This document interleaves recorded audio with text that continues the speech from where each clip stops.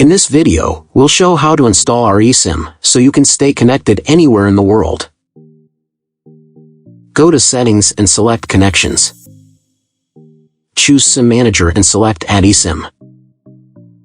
Scan the QR code you received. Press Add.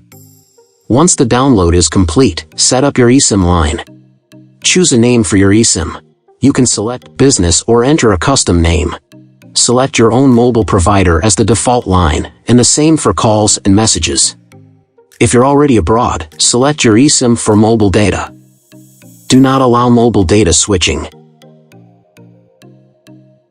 Go to Settings, Connections, SIM Manager.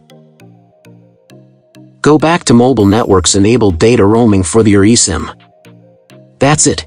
Now you're ready to enjoy seamless connectivity wherever you go. Thanks for choosing KELeSIM.